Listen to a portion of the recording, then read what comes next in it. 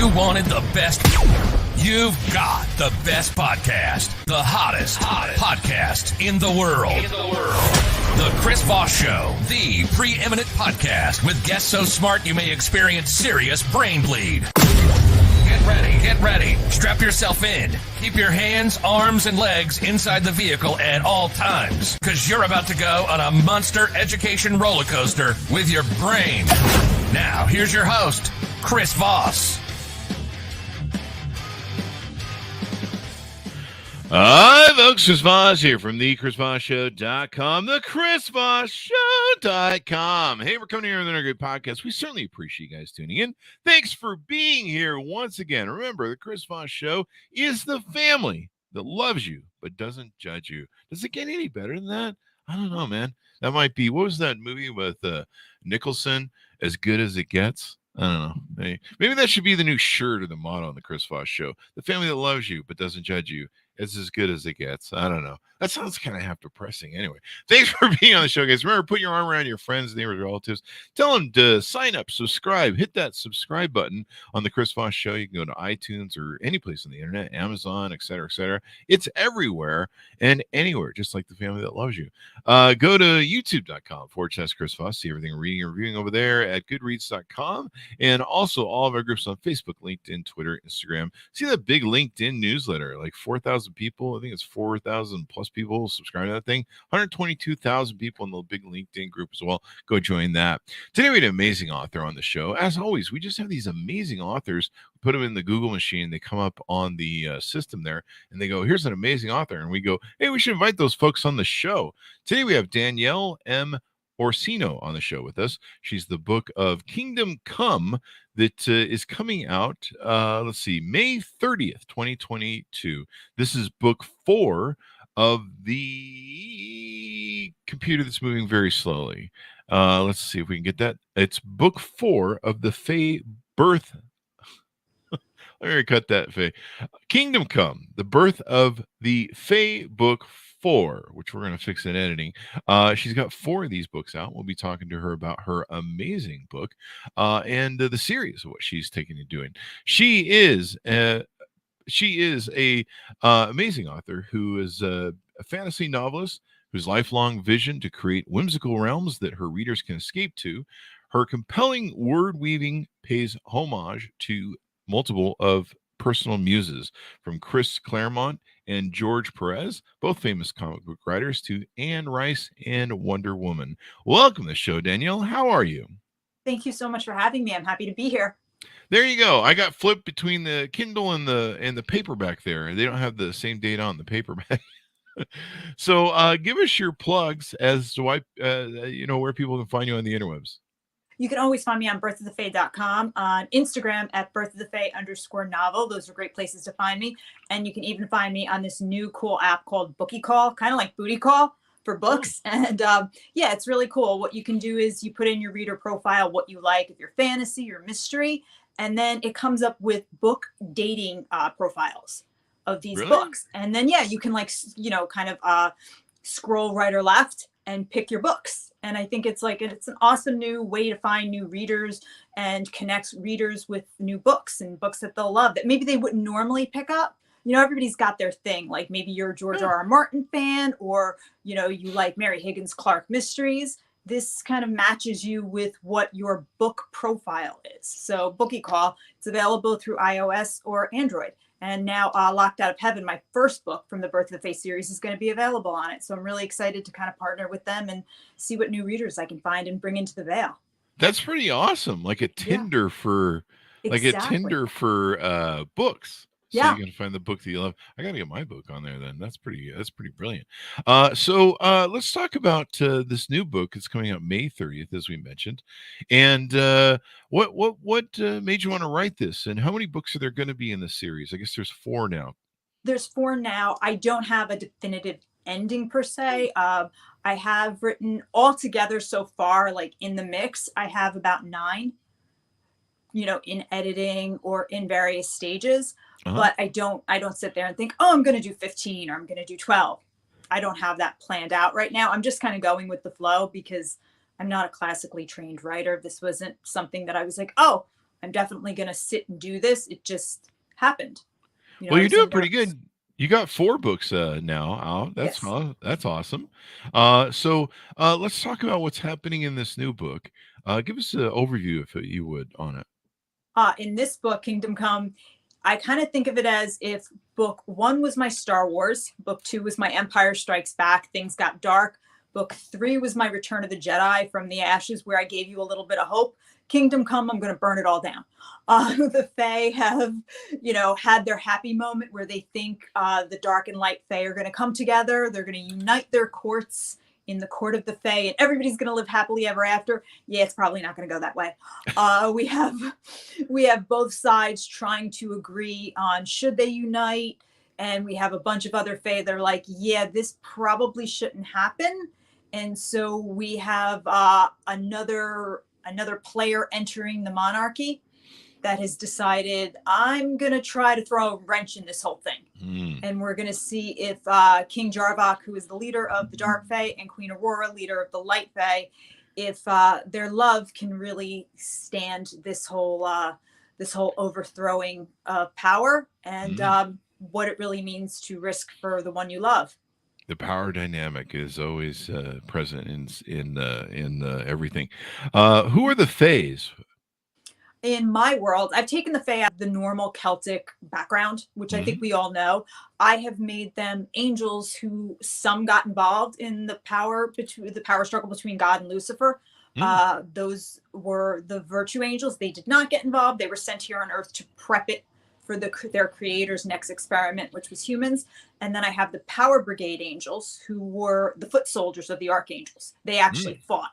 They were locked out of heaven. They were the Shining Kingdom. They don't know why, but the creator closed the gates. So they became the Fae, and what we know as the Fae. And the Fae in my book stands for the Fellowship Aegis of Earth. So it's actually an acronym.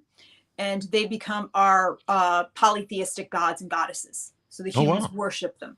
Oh, wow. And they're Roman, Egyptian, all of that. And they kind of grow with humans.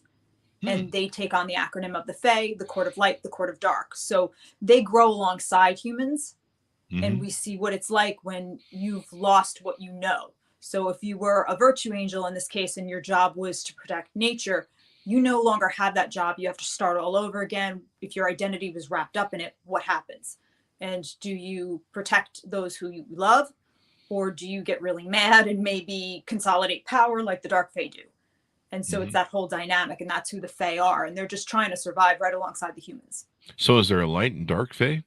Yes, there are the light and the dark Fae, but they take it as, the light Fae take it as, oh, we're going to bring a new dawn. That's why they kind of take that name. And the dark Fae take it just to be opposite. They're like, oh, you're the light, then we're the dark. They're just like, oh, okay, we're just, they're just so mad that they take that opposite out of just, we think you had something to do with why we're locked out. Each side doesn't know. So they just go with it. Is his light and dark good and evil? No, that's kind of what's interesting, is I don't take it as good or evil. It's just more of how they deal with being locked out. And it's almost like if you've ever watched two friends argue and you can see both sides to it, it's how they both handle it. And it's just more of a study on point of view. They both have the exact same thing happen to them, in the sense of the light and dark are both locked out. It happens at the exact same time. There's no warning of it, but they both process the information totally differently. And it goes from there. So you've got 4 books in the series, and we should mention, those of you who are watching on most of the podcasts will get this on audio, but you really want to watch the YouTube video. We have Danielle. You're dressed up as one of the characters in the book, correct? Tell us about that. Yes, I'm actually dressed up as Queen Aurora. I have my Queen Aurora crown, which was made for me by Crystal Shop, Enchanting Earth in Topeka, Kansas. The owner, Jamie, read the book, the first book, Locked Out of Heaven, and then contacted me on Instagram.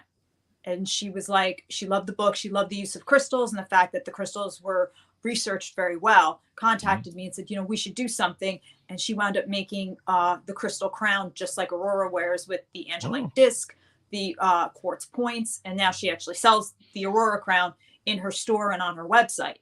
So from there, we just collaborated, and I always cosplayed. So at some point it was like, well, if I'm cosplaying as Wonder Woman and Harley Quinn and going to these cons, I thought I should really cosplay once as my characters and see. And it helped me with my writing because kind of like Edna Mole in The Incredibles, I figured out, capes are not a good thing to wear when you're fighting. So it helped me with my writing. No capes.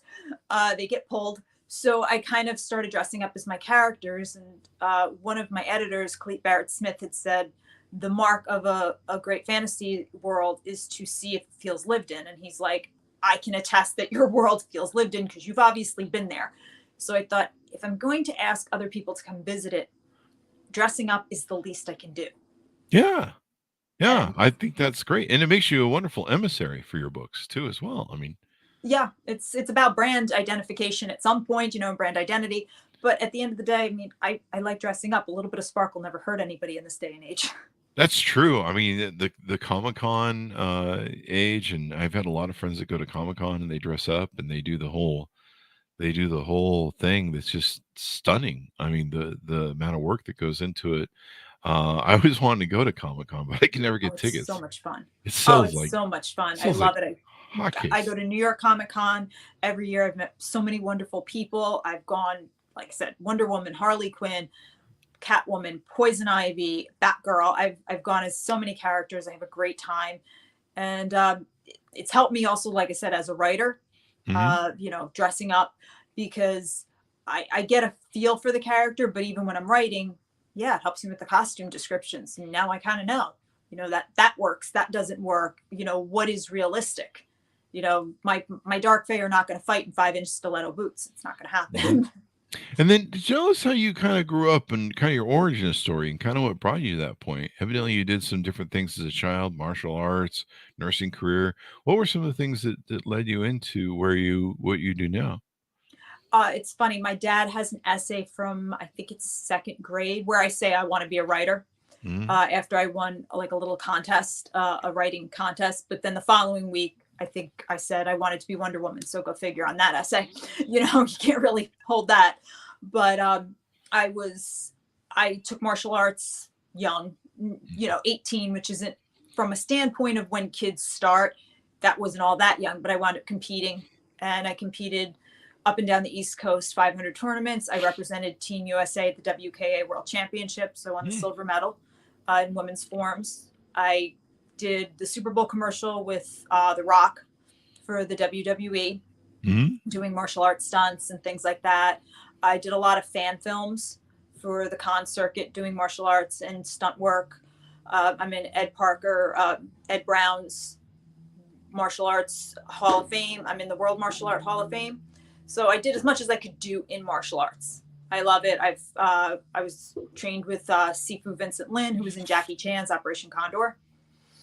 And it was great. It's helped me with writing tremendously. After I did that, I figured, now that I can beat you up, I better figure out how to heal you. So I jumped into nursing. That's what everybody does. And I got my LPN with the hopes of going to physician assistant school or nurse practitioning school. And while I was getting my degree to finish my prereqs for both programs, because I wasn't sure, I fell into Lyme disease. I really enjoyed the research and did a lot of research in Lyme disease, worked in a Lyme disease clinic. And that's where I met my patient who inspired the Birth of the Fae series. And that's how I wound up writing. It wasn't, I didn't set out to say, someday I'm going to write a fantasy series. I thought maybe if I was lucky, someday I'd write a comic book series. And I had started penning that years ago, with the hopes of one day, maybe, jumping to Image or something like that.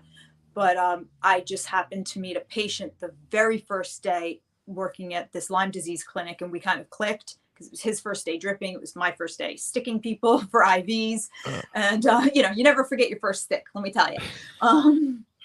And we became friends. And he had been dripping for little over a year. Maybe it was closer to a year and a half. And the Lyme disease specialist that I worked for, people dripped 7 days a week, hour to an hour and a half, 2 hours. And I was hired specifically for the weekends, holidays. And then 1 day a week, I worked with the doctor side by side for patients. So I was there Christmas, New Year's Eve, Christmas Eve, everything. So I got to know everybody fairly well, especially this patient. And he had uprooted his life from Pennsylvania to Westchester. Oh, wow. He left his job, everything, because he was very, very sick. Wow. And so he had finally gone to the doctor and said, look, I got to get back to work. I've got to get back to my family, whatever. So the deal they had struck was he would drive 5 hours, drip on a Wednesday, turn around, go home, come back on Friday, spend the night, drip Friday, Saturday, Sunday, Monday morning, go back home. That is intense. He wanted to be cured. I totally get it. I knew it wouldn't last. It lasted 3 weeks before he was like, look, I can't do this anymore. So I had changed my schedule. So on Wednesdays, I'd be there when he got there. So I could kind of keep him company. And he had said, Danny, I can't do it anymore. And I said, well, if you don't, you're going to backslide. We went back and forth. He said, well, do something. Keep me in the chair. So I said, okay, tell me something interesting about yourself that you haven't told me. And he said, well, I was recruited by the CIA out of college. And I'm like, oh, okay, well, that's kind of cool. All right. That's cool. Give me the details. And he was like, well, I didn't take it. And I'm like, you could have been like secret agent, man. And he's like, nah, it was for the Trends and Intentions division. He's like, the most boring part. He's like, I was just going to like try to find these trends and, analyze this. And I'm like, you should have taken it. We could have found out what was in Roswell. I went down like a conspiracy rabbit hole. Totally went down it. Talking about the Greys in Roswell, the Loch Ness Monster. I was there. And we were making some jokes. And I said, well, you know where Lyme disease comes from? And he goes, Plum Island. And once again, down the rabbit hole. Oh, wow. Out of my mouth to this day. Don't know what made me say it. I went, no. Lyme disease comes from the Fae. And he sits up in the chair and he goes, the what? I go, the Fae, the fairies. They don't like the way we're treating the environment. This is to get back at us. Wow. And he goes, I went, oh, but you know about that as the big CIA guy that was sent here to find out if the really hot redheaded nurse is the brains behind the operation. She's really a Fae hybrid. And he looked at me and he kind of winked and he went, oh, yeah, tell me more. And I just started telling him a story. Oh, and wow. I just, off the top of my head, wove this story. And every time he came in, I would tell him another little piece. And if something happened in the IV room, like the doctor had this big black Labrador, and the dog would come in and I'd be like, oh, and the king of the Fae had a black dragon. And I just would tell him a story and I put him in it. And I made it up that he was a CIA agent trying to hunt down these Fae hybrids. And I would just tell him stories. And it was the same. It was the birth of the Fae. And I didn't know. I was just telling a story and he sat there and listened. Wow. And I put him in it thinking, and once again, all I was thinking was, I'm going to PA school. Whatever I got to do to keep this guy in the chair. I like him. He's cool. We're friends. And then he stayed and I told him the story and we talked. And then he kept saying, you got to write this shit down. Like, you got to write this down. You got to do this. And I was like, no, dude, I'm going to PA school. Like I'm going to do dermal fillers and Botox. Like, I know where the money is, honey bunch. I'm not, and the universe had another plan for me. Yeah. And that was that. And that's how Birth of the Fae was born. I went home and wrote it down. And he still to this day is my biggest cheerleader. And that's how the whole thing came about. That is freaking awesome, man. I mean, what a beautiful story to come out of something like that, where, there's so much tragedy in the world and hopelessness sometimes. And to give someone hope and make them want something, and then therein lies the pathway that you find in your story. It's amazing how life works, where there's so many things that we can go into. It wasn't something I ever expected, and it's so funny because, like I said, I still talk to the patient to this very day. Every week I talk to him. He's become one of my closest friends, and he laughs because he's always like, when is my story coming out? Because the Birth of the Fae, the books that have released now are kind of the prequels to his story. And he's Agent Graham in the next series, Birth of a Succubus, which is the story he knows. And he's always like, when do I come out? When's my literary hero, part coming? And I'm like, you're coming. Just don't worry. you got it. And he's now the hero in the next series, and it's all inspired by him. And I would never have sat here thinking I'd be sitting here with a crown on my head talking to you about, a guy I met, a patient I met, a couple years ago in Lyme disease. That's just not what I would thought about the Fae. That's astounding. And here you are now. Yep. I mean, what a great journey, though.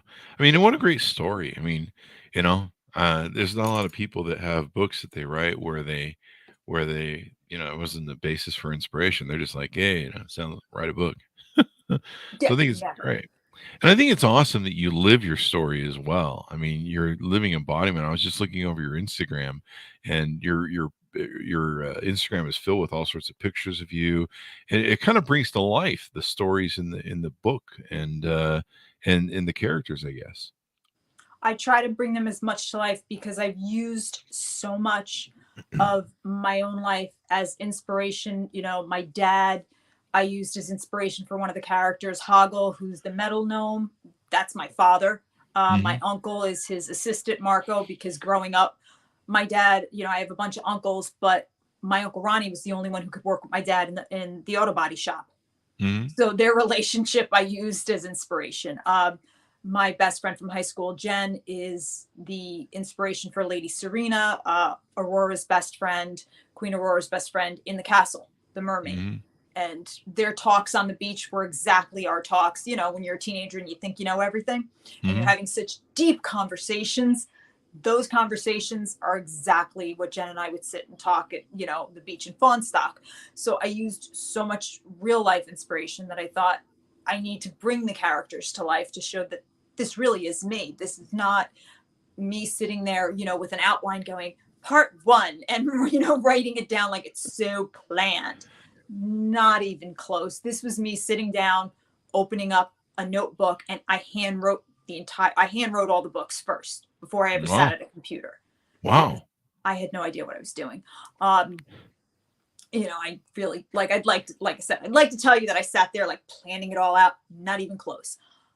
When my patient really was like, you have to go write, you have to write this. I went home and was like, okay, this is what I wrote today.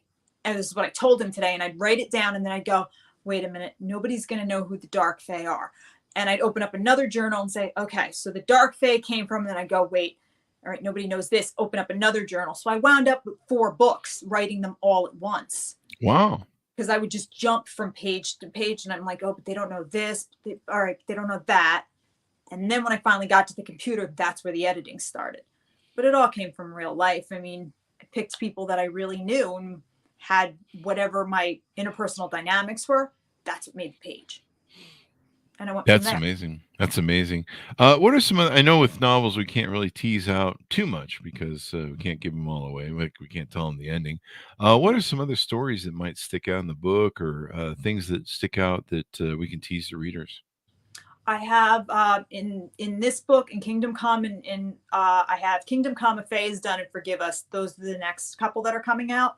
I have little kids that I've never written for. This is the first time that I'm writing for in the mind of a little kid called Indigo. I loved writing Indigo. She's one of my favorite characters, and she's about 6 or 7 years old. And the first time I was inspired, or she popped into my head, she was singing Cherry Bomb. And she kind of skipped through my head, and I was like, oh, who are you? And it was 3 a.m. And she was like, I just remember, like I said, Cherry Bomb was playing, and she was like, I'm Indiga, and I'm changing your whole story. And she was skipping rope, and I was like, okay. And her story just kind of popped through my head, and she's a little troublemaker, and her nickname is Little Big Mouth, which was my nickname as a kid. And I was like, yep, you're here. It's kind of like Eloise in the Plaza, but only a Fae version of her. And she is going to then carry into the rest of the series, and we'll meet her grown up later and what she does in the human world and the trouble she makes. But, writing in the point of view of kids is very different. Yeah, I imagine so. It's also very freeing because they can say whatever the heck they want and get away with it and just smile.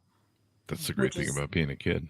Yeah, you can kind of just sit there and be like, you can pretty much tell an adult to go F off and then just smile and be like, I don't know. And, they're just endearing and cute and they're precocious and they get away with it. So I have that going on in the next 2 books. I have like my whole little Fae Scooby gang trying to solve a mystery.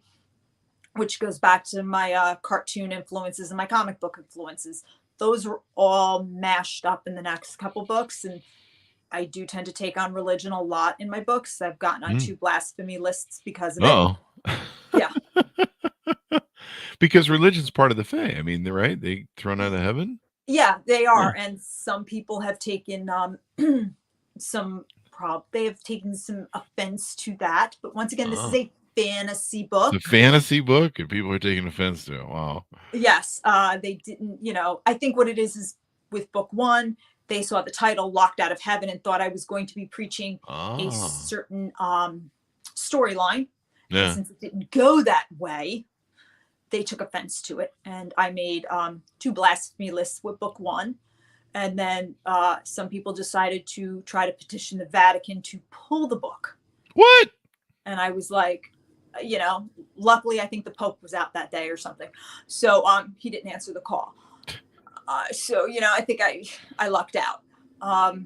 But, we'll see. In book 4, who knows? I'm an equal opportunity offender and defender. So we'll see what happens later on. Sounds like people just read the title and they're like, well, I think we know what this is. They never read the book. And they just go off on a tangent. At the end of book 1, there may be a biblical moment that we're all aware of that happens that perhaps the Fae did, and it doesn't happen through godly means. That the Fae actually are the ones who caused it, and people took offense to that because I was pulling it away from God as they saw it. In my eyes, once again, it's just a fantasy book. Yeah, it's just a novel, man. I mean, you could I'm not saying it happened that way.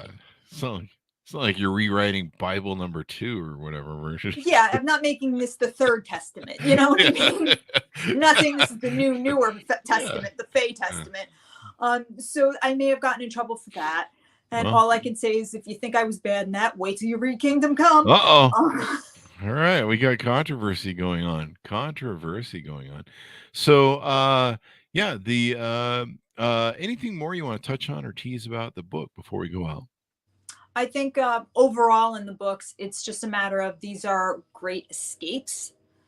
I have a lot going on with, political intrigue. If you're a fan of political intrigue, I have a lot of that. The series should be read as a series. I've had some people say, oh, can I jump in at any book? And to me, that's a personal choice. I don't mind jumping in on series. I've done that, with like Laurel K. Hamilton. I jumped in midway in her Anita Blake series. I like doing that. But for some people, I think you should probably read it from the beginning. You definitely shouldn't read Kingdom Come on its own, because I'm tying up so many loose ends. I would say start from the beginning and jump in. But for me, the books are more about escapism than anything else. And they're not gigantic books. Because I think with fantasy, people tend to back away from it because they think of Game of Thrones. And when you think of the Game of Thrones book, you think of like that gigantic book. And it's like, my books are all under 250 pages. So it's like, oh, okay. I'm kind of like your gateway drug into fantasy. You can start with me, dip your toe in, and you're like, oh, okay. This is not going to take me a whole summer to read. This is not my life for the next 6 months of trying to read this book. It's like, I can sit and read this, understand it. Yeah, it's a little complicated, but I can get through this. So like I said, I'm kind of the gateway drug into the fantasy world. If you've always been thinking of getting into it, you can jump in and it's like, this is doable. That's kind of how I've always seen it, because sometimes I think fantasy takes itself a little too seriously. Yeah, I mean, I think that's good. People like shorter books now. In fact, a lot of the authors I've talked to in the book, they're like, yeah, we wrote 110,000 words for, a business book. And they're like, you need to cut it down to 50. People just don't have that much of an attention span. And it's kind of rewarding when you can blaze through a cool book and get it done. You don't feel like, like I've got a couple books in my Audible library that are quite long. And I found that I bounce around them more than focus and finish them. So yeah, something that's a quick and easy read is much better, I think. Yeah, that's the Four Horsemen, my publishers. They were the ones who were like, you need to take it down, because originally book 1 and 2 was one book, and they were like, we love you, but no, they were like, it's just no, nobody needs to spend that much time there. They were like, eventually when you have the audience, or when people have read them all, they will want a box set like that where they can be like, oh yeah, this is it. Because now they'll find the Easter eggs and go back and make these connections. They said, but right now, just get people to start reading and they'll enjoy you more, and they'll enjoy the world more, because then they'll kind of want to know, yeah, I finished this, or I finished this part of the series. I finished up to here. It, like you said, it's more rewarding. It's more like they got the sticker, you know? Definitely. And I think that's been probably one of the best lessons I've learned, because I was ready to just keep writing and give people like that, you know, Mists of Avalon, put it on the desk where it's like Webster's Dictionary, and you're like, I finished this, haha. No, you know, people want something that they can digest, and I kind of like being that for them, because high fantasy does have a certain stigma of, you know, being a little bit intimidating, and I like to be, like I said, that gateway drug in, where I'm like, dip your toe in the pool, see how you like the water, and let me know how it is. There you go. There you go. So let me get your plugs one last time for the books. There's 4 of the books that are out, I should mention. There's 4 in the series. There's Locked Out of Heaven, Thine Eyes of Mercy, From the Ashes, and the new book, Kingdom Come. Give us your plugs so people can find you on the interwebs, please. You can find me at birthofthefae.com. You can find the books anywhere, Barnes & Nobles, Amazon. You can find me on the Bookie Call app and Instagram at birthofthefae_novel, and check me out at fourhorsemanpublications.com. And then, you know, wherever you want to hit me up, hit me up. There you go. Check it out. You can order up the book, Kingdom Come, Birth of the Fae, Book 4, Book of the Fae, Book 4. Danielle Orsino. You can order it up wherever fine books are sold. And that should be out May 30th. Is that correct? Yes, May 30th. And then I have a novella coming out in July that it's just Awesome. about the Dark Fae and their dragons, which There I'm really you go. excited for. You're prolific. You're doing great. So thank you very much for coming on the show, Danielle. We really appreciate it. Thank you so much for having me. I really appreciate it. Thank you. And thanks to our audience for tuning in. Go to goodreads.com/Chris Voss. See everything reading and reviewing over there. Go to all of our groups on Facebook, LinkedIn, Twitter, Instagram, all those crazy places those kids are playing. And go to youtube.com/Chris Voss. Thanks for tuning in. Be good to each other. Stay safe. And we'll see you guys next time.